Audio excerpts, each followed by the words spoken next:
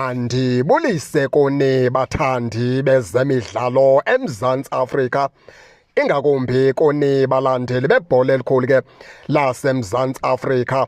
Sizawuthetha umlomo ophuma phaa ke kwilegend yeqela leKaizer Chiefs uJohannes Bricks Motau. Abaninzi bazawumazi kuBricks Motau, wayedifenda phaa kwiqela leKaizer Chiefs mandulo phaya. Ndicinga uba ke wayedifenda phaa noHoward Freeze, edifenda phaa namadoda amakhulu aziwayo phaa oLucas Radebe. Amadoda amaninzi ayedifenda phaa kwiqela leKaizer Chiefs, Brian Mathe.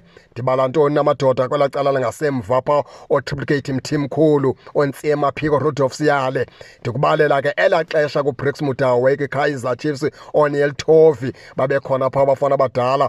Abaninzi ke bazawumazi uBricks kwayidlalela neSundowns, kodwa waphela edlalela iKaizer Chiefs iminyaka emininzi, umfana omdala. Uthi ke phaa uBricks Motau, iKaizer Chiefs ubungozi uyayilumkisa ubungozi ebenzayo uba uthatha ithuba elide ibe icoacha yayo ayikafiki ngaphakathi eNaturena. Uthi laa nto izoba ingozi kakhulu phaa kwiqela leKaizer Chiefs, uba lo coacha lo bokumele sekudala khona phaa ngaphakathi, ekwazi ukujonga izinto azoqala ngazo, ekwazi ufunda naba abadlali bakhona, ekwazi ukujonga izinto azozidinga. Uthi le nto yeKaizer Chiefs yoze ucoach imfune ekugqibeleni, uthi ingozi laa nto yeKaizer Chiefs yenzayo. Uthi uyayilumkisa iKaizer Chiefs mayiyeke le nto yenzayo, ngoba ibizazi into yokubana abacoach ayizuqhubeleka nabo kwisizini ezayo aba bebekade becoacha. Uthi bekumele uba kuthe kuqala i-second round yeleague lo nyaka kule sizini kubophela, yabe iKaizer Chiefs sekudala umqeqesho omtsha ihle naye phantsi, ithetha naye imxento yokubana mfondini sizawuqasha wena phaa kwisizini ezayo, khawusixelele ke wena into yakho izawuthini, iqale phi iphele phi.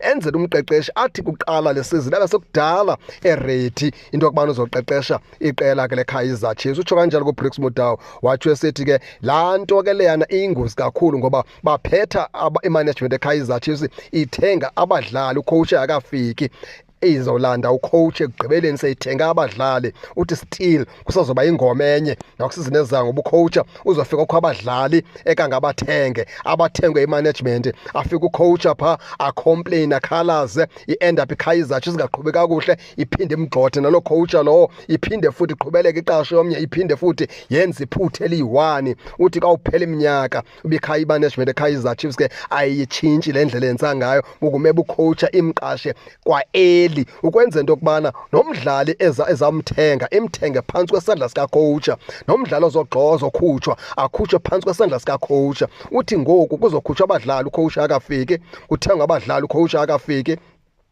then ucoach okuthiwe ngoku siyakuqesha nabo abadlali abakhoyo, uzoqeqesha abadlali wena. Ufuna ukubana ucoach abadlali kuthiwa abaqeqeshe, ininzi labadlali abapha ngabo ucoach angazubadinga. I-end up abadlali behlala nje, iKaizer Chiefs ithathe irisk yabasayinisa oma-3 years oma-2 years, unyazela wakho abadlali ababahlale nje, icoach ngabasebenzisi kude kuphele contracts zabo. I-end up iKaizer Chiefs ifuna ukuba loan, ngoba umqeqesho omtsha akafuni ukubasebenzisa, abekho kwisitayile sakhe. Uthi Bricks Motau uyayiwonisha iKaizer Chiefs ngalaa nto, ngoba uyibona idobeleleka ingazukhula, ukuba imanagement yeKaizer Chiefs ayizinzisanga emqondweni, ayizimiselanga ukutshintsha, mayingenza amaphutha eqhole kwesizini nesizini, imanagement iqhubeleka isenza amaphutha afanayo. Uthi bekumele uba lo coacha lo, xa kuthiwa kunocoach omtsha kudala eseNaturena, yonke into eyenzekayo yenzeke phambi kwelihlo likacoacha, lokutshintsho lenzeke phambi kwelihlo likamqeqeshi,